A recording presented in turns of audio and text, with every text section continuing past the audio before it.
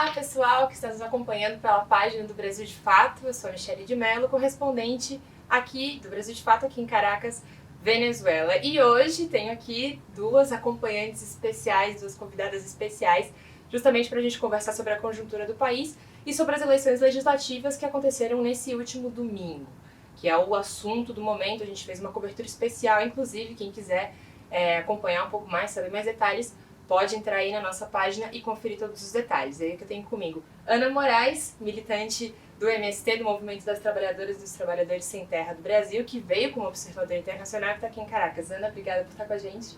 Eu que agradeço. E também Sabrina Fernandes, que é essa, assim, super blogueira conhecida, que também tá aqui. Eu acho que todo mundo que tá das redes sociais já deve conhecer. Já recebi todas as mensagens. O que você está fazendo aí? Vocês mandaram vir pra Venezuela, então... Já não é mais vai pra Cuba, agora vai pra Venezuela, né? Não, mas se quiserem me mandar pra Cuba também, estou à disposição. A Sabrina também tá aqui como observadora internacional, então a gente hoje vai conversar um pouco sobre como foi esse processo das eleições e o que elas têm observado nesses dias aqui. São poucos dias, mas deu pra dar uma volta aqui pela Venezuela e conhecer um pouco a realidade do país. Antes da gente começar a nossa conversa, eu queria só atualizar um pouco sobre o último relatório oficial que o CNE, o Conselho Nacional Eleitoral da Venezuela, divulgou com os resultados dessas eleições. Ainda não houve um resultado final, a gente ainda não tem os 100% dos votos apurados, mas a gente já tem mais de 80%, foi 98% nesse último relatório que foi emitido.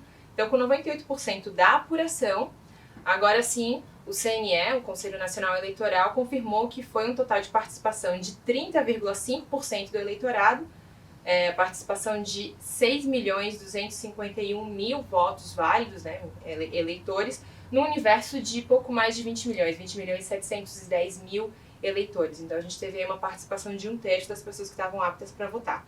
Dentro dessa votação, como é que ficou a divisão? O Grande Polo Patriótico, que é a chapa governista, né, a chapa que foi liderada pelo PSUV, que é o partido de Chávez e Maduro, teve 68% dos votos, 4.277.000, isso representa isso. Agora, a Aliança Democrática, que foi a maior chapa da oposição de direita, a gente também tem toda essa explicação aí no Brasil de Fato, quem quiser pode acompanhar, teve um total de 17,52% dos votos. Um pouco mais de 1 milhão de votos aí foram que eles fizeram até agora, com 98% já da apuração. A chapa Venezuela Unida, que foi uma cisão desse grupo de extrema-direita representado pelo deputado Juan Guaidó. Tanto representantes do seu próprio partido, do Voluntad Popular, Vontade Popular, romperam com ele, decidiram participar desse processo, como o do partido, por exemplo, Primeiro Justiça. Eles juntos formaram essa aliança, que é a Aliança Venezuela Unida, que fez 4% dos votos, 259.000 votos ao total. E, por fim, a Aliança Popular Revolucionária, que daí foi uma dissidência do chavismo, uma chapa impulsionada, promovida pelo Partido Comunista da Venezuela, ficou com 2,7% da votação, 168.000 votos. Outras organizações, outros votos, fechou aí em 6,48%. Nos próximos dias, ainda provavelmente hoje, nos próximos dias ainda vai ser definida como que vai ser essa divisão exata das cadeiras do parlamento. São 277 cadeiras na Assembleia Nacional e aí essa divisão é proporcional. E ainda falta também definir 3 deputados que as comunidades indígenas decidem entre eles quem são seus representantes. Esses 3 deputados do total de 277 ainda vão ser escolhidos nos próximos dias. Mas vamos lá, não vou mais seguir com tanta introdução. Vamos começar. Ana, começa contigo. Você já morou aqui na Venezuela, não é a primeira vez que você vem aqui para o país e volta agora como observadora. O que você viu nesse último dia de diferente? O que você conseguiu acompanhar nas eleições? Realmente a gente pode dizer que esse processo é transparente, que não tem sentido que as pessoas falem fraude? O que você achou? Primeiro, a Venezuela demonstra que ela está mais forte do ponto de vista da consciência de classe das pessoas. Isso começou num processo pelo Chávez. Então, quando Chávez chega ao poder, ele tem a certeza de quem vai dar sustentação a esse governo não são os políticos, é o povo. E isso vem se fortalecendo cada vez mais. Eu saí às ruas, assim como vivi aqui e conversava muito com as pessoas, a gente pôde visitar os sítios de votação, mas também antes a gente visitou algumas comunidades. E me chamou a atenção que entre uma delas eu vi uma tenda cheia de comida, frutas, verduras, e pedi para tirar uma foto. Se eu posso tirar uma foto aqui, que no meu país falam que vocês não têm comida. E o senhor se aproxima, diz que eu posso tirar foto, mas ele diz assim, ó, tem, mas a gente não pode comprar. Aí eu disse, interessante, no Brasil também há muita comida, mas depois de um golpe de Estado que foi dado, e que iniciou um processo desse golpe desde 2013, há tendo um processo de miséria na população cada vez maior, e a gente está chegando, possivelmente vamos chegar em 2021, com a maior taxa de miséria. Então, no meu país também há comida, mas as pessoas não podem comprar. Mas eu disse para ele, tem uma diferença grande entre vocês não poderem comprar e nós no Brasil não poderem comprar. É que aqui tem um bloqueio e no Brasil é um projeto de governo. E uma senhora que estava atrás, não estava na conversa, ela grita, tem razão. Então, isso demonstra de que as pessoas estão muito claras de que esse processo de pauperização, de miséria que a Venezuela vem, de crise econômica que a Venezuela vem sofrendo, não é uma questão do governo, é uma questão do bloqueio. E eles têm muito também, e isso vem no processo, talvez até mesmo porque a oposição tentou demonstrar uma certa projeto para o povo venezuelano, não conseguiu, não era, claro, a intenção deles, eles venderam a possibilidade de um projeto, nunca foi a intenção deles, e está claro também para o povo de que eles foram enganados pelo Guaidó, eles foram enganados por essa oposição, e esse voto que deram agora para eleger essa Assembleia Nacional é um voto para dizer, eu continuo com quem me defende, eu estou com quem vai tentar vencer esse bloqueio e voltar uma era de prosperidade, que é isso que a gente espera para a Venezuela. Então, para resumir, o que eu vi e vivi aqui de 2007 a 2011, o que me impressiona é essa participação popular e, para mim, não me incomoda os 30%, porque esses 30%, os que não foram votar, a culpa é do bloqueio. Então, é a oposição que tem que estar preocupada se o povo não foi votar, porque isso é produto deles, não é produto do que o governo vem trabalhando para uma participação popular. Inclusive, essa é uma análise que muitos venezuelanos vêm compartilhando, né? De que a própria situação de dificuldade econômica que o bloqueio impõe para as pessoas impede e desanima, né? Gera uma situação de desgaste realmente no cotidiano das pessoas e te desanima para ir a votar, né? Ainda que na Venezuela existe uma tradição do voto, que as pessoas saem muito cedinho para votar, e esse já é o 25º processo eleitoral nos últimos 21 anos, ou seja, as pessoas realmente votam bastante, participam, é uma democracia participativa realmente. Ultimamente, no último período, realmente houve uma precarização da vida muito aprofundada pelo bloqueio e que foi recrudescido nessa administração do Donald Trump. Sabrina, já no teu caso é a primeira vez que você vem para a Venezuela e você pôde acompanhar esse processo das eleições. Queria que você comentasse um pouco o que você viu. Faz sentido, então, que as pessoas digam por aí que a Venezuela é uma ditadura, ou que as pessoas, não sei, são obrigadas a votar, que tudo é uma fraude. O que você achou? Então, Michelle, eu queria fazer um paralelo, né? Porque eu tô aqui numa viagem muito instantânea, a gente teve muita dificuldade, no meu caso, o grupo com o qual eu veio, a gente teve muita dificuldade de chegar, justamente pela questão do bloqueio, isso atrapalhou a linha aérea, foi bem complicado, a gente acabou perdendo muito da programação, e justamente por conta disso a gente vai embora antes do que era planejado. Então eu já tô sentindo que é uma lástima o processo, mas vou me organizar para voltar. E vindo aqui, mesmo nesse momento muito instantâneo, muito rápido, ontem o Jorge Arreaza, o chanceler, falou uma coisa que ficou muito marcada na minha cabeça. Que ele falou assim, ó, para entender tem que vir e tem que ver. E isso era algo que eu ouvia muito na Palestina, quando eu estava na Palestina. Se você quer entender o que acontece aqui, você tem que vir aqui, porque você tem que vivenciar esses processos e ver que existem pessoas na Venezuela com posições diferentes, com interpretações diferentes do que está acontecendo. Essa pluralidade, ela existe. A gente anda assim pela rua, você vai ver cartazes da esquerda, da direita, da cisão também na esquerda em relação a isso. Então isso está muito presente. E ontem, no caso de ir para os locais, estar olhando nos colégios eleitorais realmente, era interessante, porque a gente foi em um, já estava mais esvaziado. Outro pessoal estava esturricando no sol para votar. E eu falei, por que essa diferença? Aí vi assim, não, essa comunidade é mais mobilizada, essa comunidade que eles fazem reivindicação, eles protestam, eles vão atrás das coisas. Então, para ele estar no sol, super quente lá, eu tava suando, esperando para votar, é algo que, assim, é mais uma ação política do meu cotidiano. Já outras comunidades estão realmente passando por essa estafa. A gente vê um cansaço que está presente nas pessoas, a pandemia também afetou um pouco disso.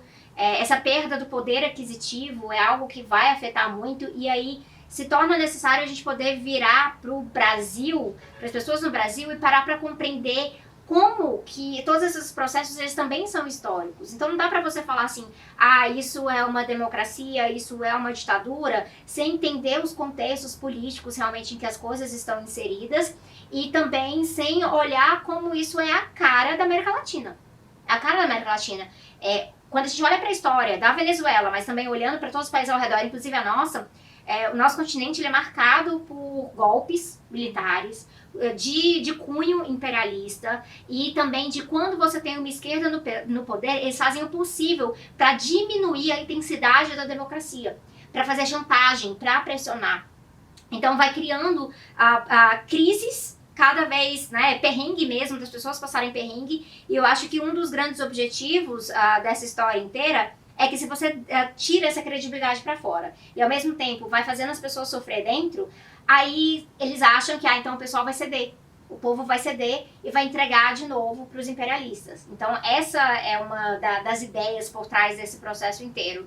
Mas uma das coisas que o pessoal tem me perguntado muito é, por exemplo, mas esse monte de observador internacional que tá aí, é só gente que tá ideologicamente alinhado, coisas assim. Gente, olha, o governo virou para a União Europeia. Venham.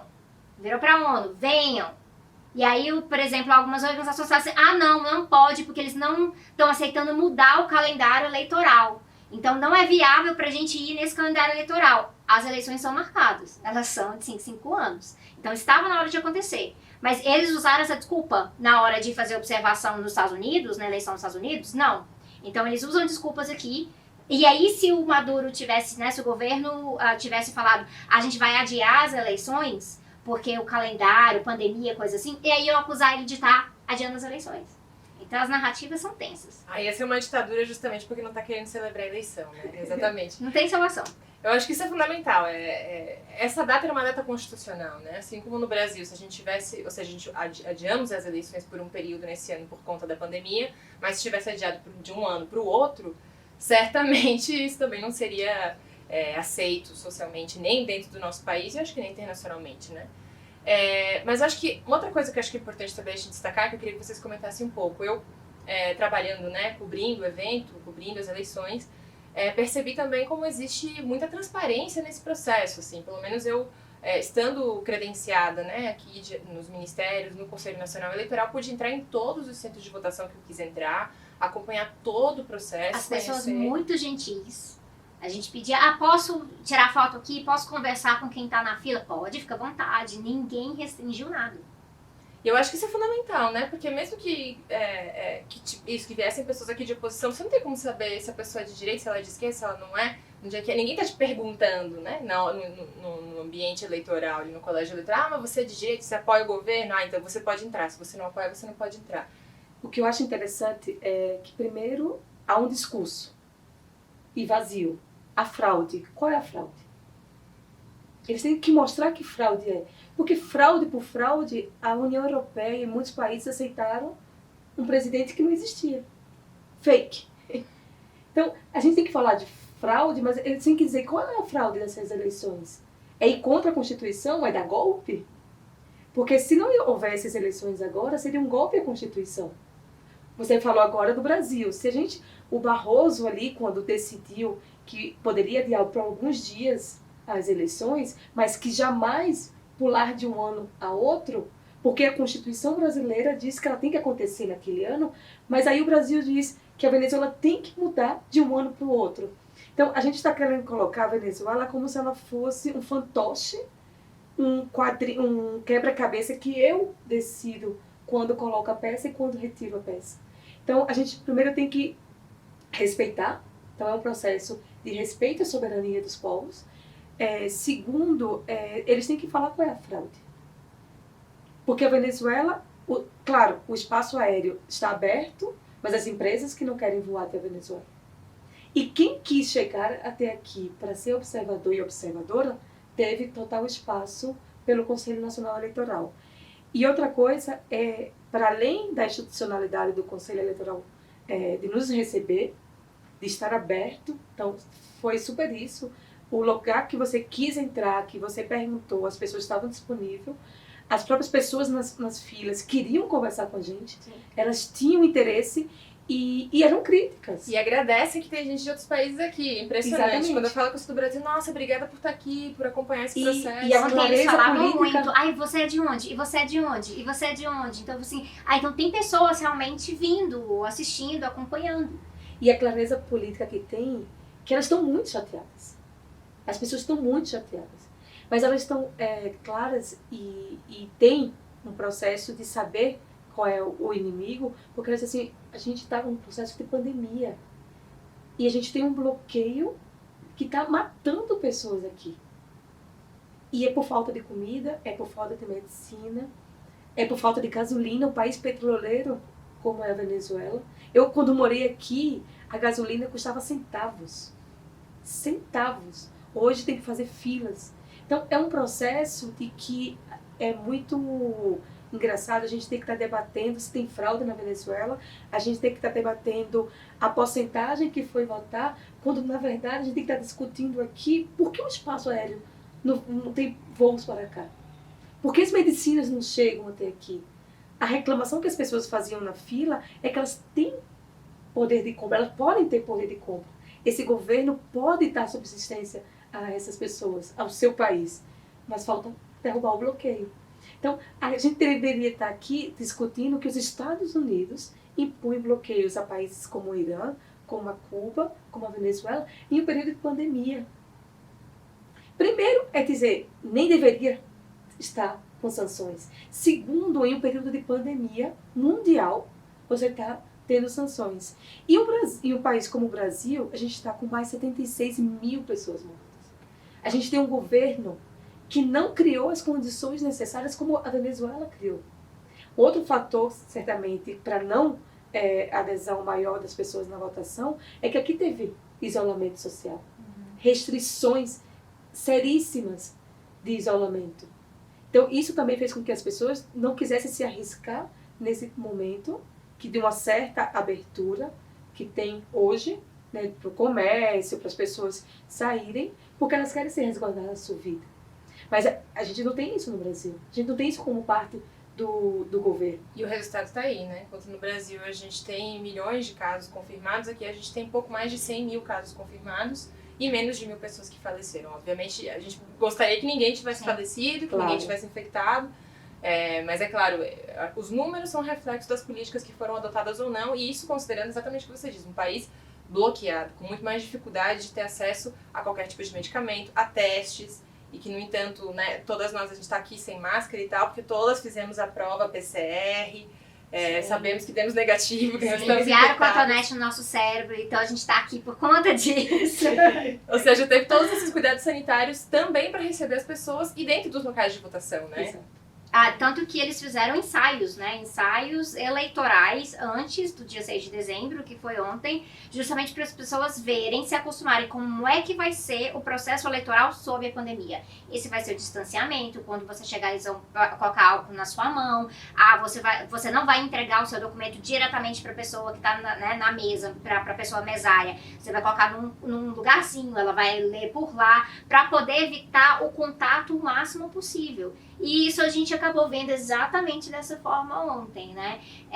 Uma das exceções que eu vi, assim, que no lugar que o pessoal estava tão animado para votar, que eles não estavam respeitando muito bem o INPI, não, porque a fila estava grande. Nos outros lugares, eles chegaram a conseguir colocar cadeiras espaçadas. Então, você chegava para votar, você sentava na cadeirinha, 1,5 metro de distância da outra pessoa e esperava a sua vez, trocava de cadeira, estavam, sabe, bem organizadinho, e tem várias fotos, várias imagens disso aí. Mas é complicado o negócio da narrativa, né, porque a gente apresenta, mostra, eles falam assim, mas esse lugar aí foi ensaiado, esse aí é um cenário. esse não é o de verdade. Então, é bem complicado. Eu tava ontem, num dos locais de votação, que é um pequeno módulo, uma pequena unidade de saúde nessa comunidade. E aí eu tava conversando com eles, muito, assim, tava encantada, porque eu vi que eles tinham uma horta só de plantas medicinais, que era pra comunidade. Então você podia ir lá e pegar e fazer chá e essas coisas todas. Tava perguntando, aí eles falaram, aqui também é. Então, uma vez por mês, quando o governo vem deixar alimentos pra gente, esses alimentos não vão resolver todo mês, mas eles nos ajudam muito no processo. E aí a gente recebe aqui nesse lugar também, então é um lugar muito importante para nossa comunidade. E aí eu postei sobre isso e o pessoal falou assim, então o governo está dando alimentos como um modo de controle social. Então é porque aquela coisa assim, tem fome na Venezuela, ditadura Maduro, o governo está dando alimentos, ditadura Maduro. Fica muito difícil de contra-argumentar assim, dessa forma, porque é uma lógica muito circular das pessoas, de não entenderem que estão tentando fazer o possível com essa questão, né, do desabastecimento, lidando com forças muito maiores e que estão alinhadas com o nosso governo no Brasil. Exatamente. E aí eu acho que justamente foge a um debate político, né? Quando entra nessa coisa de que tudo que você apresenta, todas as provas que você pode apresentar, vídeo, foto, a sua própria experiência, nunca é válido. Não. Nunca é válido contra o argumento de sempre, que aí pode ser vários, né? Pode ser a fraude, o argumento de sempre de que é ditadura.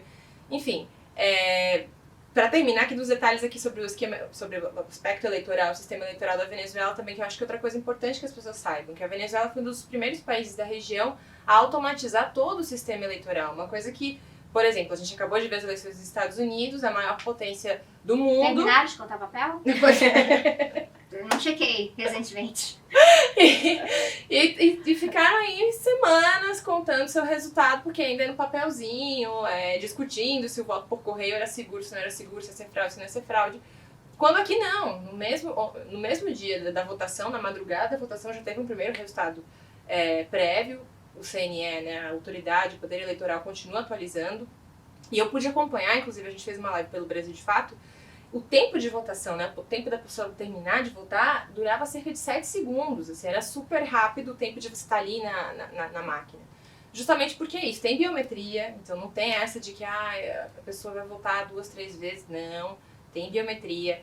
Depois da biometria que libera a máquina para votação, depois que você vota, ainda emite um novo comprovante. Esse comprovante fica guardado para ter a dupla comparação. Sim, a pessoa sai exatamente da urna, pega o comprovante, dobra e coloca dentro da parte de papel para ser auditado depois. Ela mesma, esse papel não passa pela mão de mais ninguém. Inclusive, justamente pelas medidas de biossegurança, as pessoas não se tocavam, né? O eleitor não tinha que tocar em nenhum mesário, nem no próprio documento. Tinha que mostrar o documento, mas ninguém tocava. Ninguém manuseava, exatamente. Então, acho que isso é fundamental também pra gente ver que é isso, com todas as dificuldades, com todas as tentativas, inclusive, da oposição de fazer fraude. Isso sim, porque em março desse ano, um dos depósitos do CNE, do Poder Eleitoral, foi queimado. As investigações continuam, mas tudo aponta, obviamente, que foram por setores da oposição, os setores que não queriam que as eleições acontecessem. E praticamente todos os materiais que o CNE tinha, inclusive as antigas urnas eletrônicas, foram queimadas. Tudo. E tudo isso teve que ser comprado esse ano, a tempo das eleições.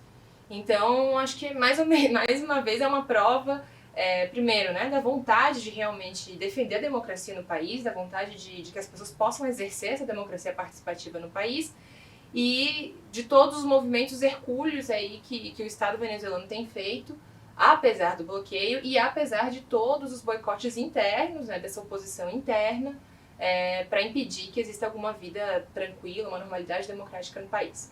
Mas enfim, outra coisa que eu queria perguntar para vocês. Novamente, né, o PSUV, agora com essa vitória aqui no parlamento, se reafirma como a maior força política do país. Né? O PSUV hoje tem 19 dos 23 governos locais, tem 90% das prefeituras. O presidente, né, Maduro, é do PSUV, e agora também tem a ampla maioria do parlamento. Muitas pessoas vão dizer que porque é uma ditadura, né? Queria que vocês comentassem um pouco da experiência que vocês tiveram. No caso, Sabrina, um pouco menos de tempo, mas também pôde conversar com as pessoas. A que se deve essa vitória do PSUV novamente? A que se deve essa decisão das pessoas de seguir votando no PSUV, se tudo é tão ruim, se tudo é tão difícil? O que vocês acham? Vai você primeiro, tá? É a pessoa que está assim há muito tempo, conhece muito mais profundamente. Faz parte, por exemplo, o poder popular nasceu antes que o partido. O partido é mais recente do que o processo quando Chávez chega e cria as comunas e cria um processo de poder popular.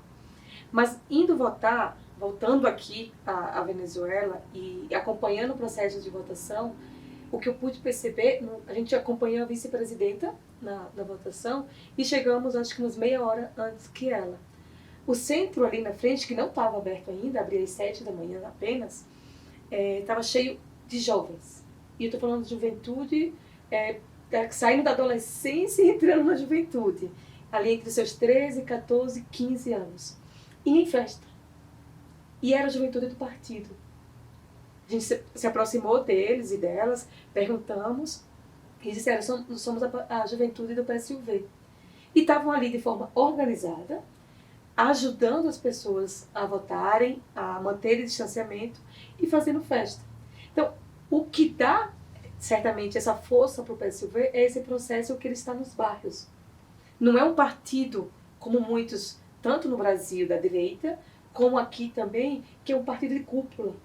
Não tem povo, não tem base. E a participação dessa juventude demonstra também o processo de renovação e de trabalho que o partido está fazendo de inserção na sociedade.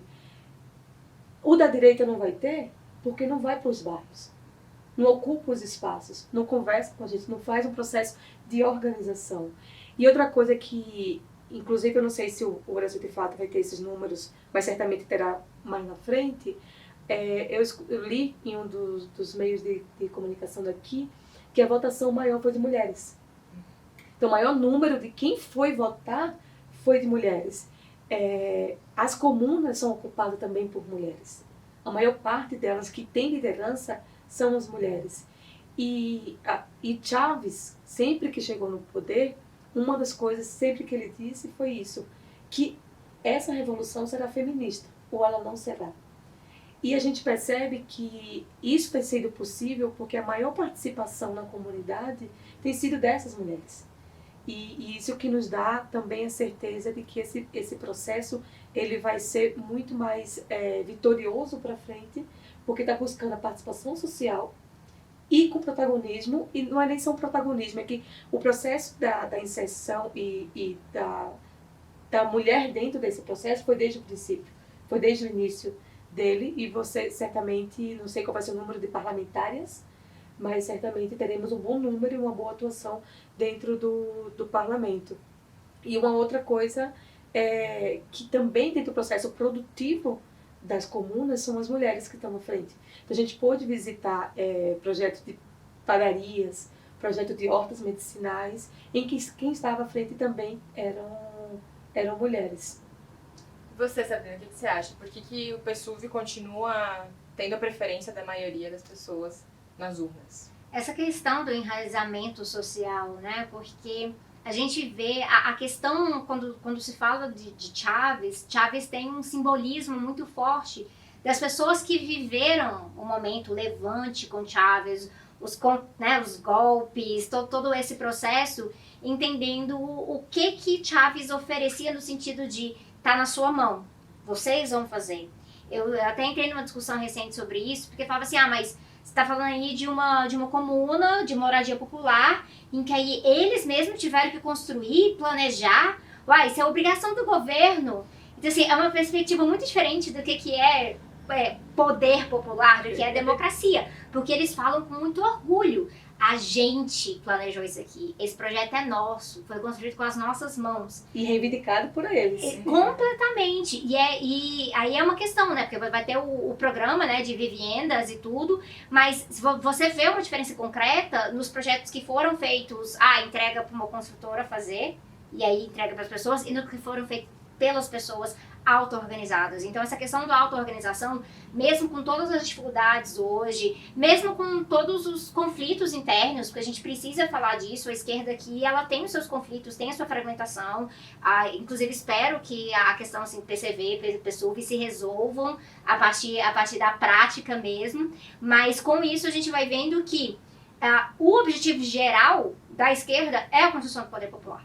Podem ter métodos diferentes, perspectivas diferentes, mas o poder popular é a coisa que está na frente. E aí você andar pelas ruas e ver vários lugares, assim, porque tem muitas pinturas nos muros, não é pichação. Eu acho que deu uma travada aqui, mas assim, é a questão... Problema de conexão. Mas assim, essa tradição do muralismo, né, que é muito forte. E aí a gente vê nas pinturas espalhadas nos muros, em tudo quanto é canto, o pessoal falando de soberania, de libertação nacional e que somos todos o mesmo povo, e Simão Bolívar, e muito, muito presente essa simbologia latino-americana. E a conversa, por exemplo, você tá numa comuna de moradia popular e fala assim, não, mas aqui colombiano também tem direito à casa. Não é uma questão, não é só venezuelano, não é Venezuela acima de todos, não é essas coisas do jeito, né, que se fala no Brasil. Então, se vê que o próprio venezuelano, eles sentem muita solidariedade com os povos latino-americanos. Eu acho que também essa compreensão de que somos um povo único, né, da pátria grande. O chavismo, ele resgatou muito do que foi Bolívar, do que é o bolivarianismo, do que é a gente entender que somos apenas um povo e que essas fronteiras que nos dividem não são nada mais do que uma mera questão política, geográfica, formal. Mas já, a nossa conversa está muito boa, mas já para o finalzinho, eu queria que vocês comentassem um pouco também o que a gente pode levar para o Brasil, né? Você comentou em solidariedade, eu acho que essa é a palavra-chave. Como que a gente pode exercer essa solidariedade lá no Brasil? Por mais que vocês tiveram uma atuação aqui, obviamente, né, imparcial, vieram como observadoras nesse processo eleitoral, não era uma atuação de vir, decidir qualquer coisa ou incentivar as pessoas a votarem de alguma maneira, mas são pessoas que se identificam com... Acho que meio que caiu de novo, então bom, vamos lá. Justamente o que eu estava perguntando para vocês. Vocês se identificam com esse processo bolivariano, né? São pessoas que se identificam com esse processo bolivariano, então como ir para o Brasil e expressar essa solidariedade, que foi uma palavra importante que você trouxe. Como expressar o que vocês viveram aqui e manter essa solidariedade ativa? Primeiro vai ser contar no Brasil tudo que a gente passou aqui esses dias, tudo que a gente viu. Tivemos contato também com as pessoas do governo, mas principalmente conversamos com as pessoas na rua. E isso foi muito impressionante, como elas estão muito claras, como elas querem sair dessa crise, e que a gente precisa, ao voltar para o Brasil, exigir que esse governo pare de agredir a Venezuela, que esse governo pare de apoiar os Estados Unidos nessa ideia do bloqueio. Então, acho que uma das grandes missões é a denúncia do bloqueio. O que a Venezuela tem vivido hoje e que tem feito mal ao seu povo, porque a gente não está falando de governo. A gente está falando que está fazendo mal ao povo nas ruas, é esse bloqueio. Então, é um bloqueio assassino, um bloqueio criminoso. Então, é denunciar o bloqueio. Mas, além do bloqueio, o governo brasileiro também rompeu as relações diplomáticas com o Brasil. E se a gente fala de relações diplomáticas, a gente pensa só entre governos. Mas existe uma esfera abaixo dessa diplomacia, que é os brasileiros que vivem na Venezuela e os venezuelanos que vivem no Brasil. São essas pessoas que são atingidas. Então, a Venezuela tem estudantes de medicina, pessoas que não podem cursar medicina no Brasil, vêm cursar de forma gratuita medicina na Venezuela e não tem as condições de buscar os serviços necessários de autorização dos seus passaportes, de tradução dos seus documentos no Brasil, porque não existe consulado brasileiro em território e nem embaixada em território venezuelano. Michele mesmo sabe disso na pele. Sofrendo isso atualmente. E a gente está no processo também de retirada dos diplomatas venezuelanos no Brasil, que não querem sair. A Venezuela não quer romper relações. Primeiro, porque ela está lá pela sua autodeterminação, protegida pela Convenção de Viena, e também existem os venezuelanos no Brasil. E a Venezuela não quer abandonar seus cidadãos. Não como o Brasil fez aqui. Querem seguir dando suporte aos venezuelanos que moram no Brasil. Então é fazer essas denúncias. É dizer e ser testemunha de que aqui existe um processo que vai fortemente em marcha, que os venezuelanos estão decididos a seguir construindo a sua pátria, a sua soberania, e que a gente precisa dizer para o governo brasileiro: pare de agredir os venezuelanos e as venezuelanas. Sabrina, como exercer essa solidariedade ativa estando no Brasil?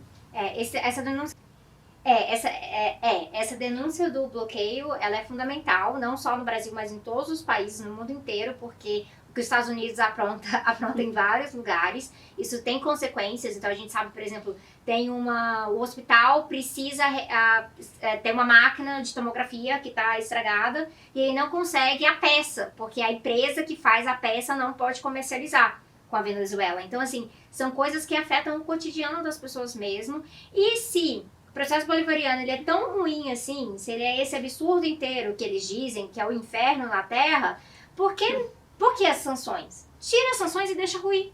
Deixa o processo falir. Verdade. Eu tenho certeza que seria horroroso desse tanto. O povo aqui, gente, é arretado. É arretado. É muito arretado. Eles vão tratar de derrubar esse processo.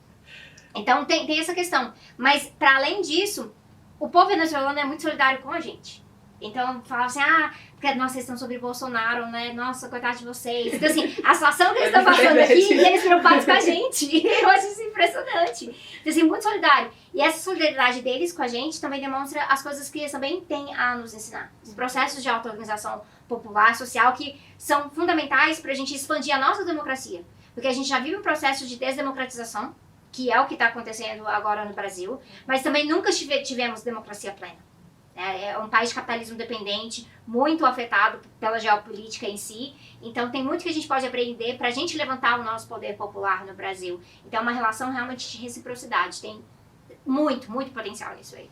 Eu acho que a Venezuela dá um exemplo. O chavismo ele resgata justamente toda a herança de Bolívar e o que representa o bolivarianismo, né? Essa ideia de que somos uma pátria grande e que as fronteiras são uma mera divisão política geográfica imposta, muitas vezes por esses estados burgueses, autocráticos burgueses, e não pelos povos, né? Os povos, nós nos reconhecemos, nos identificamos e somos um povo único. Muito obrigada pela conversa, de verdade, eu adorei. A gente que agradece.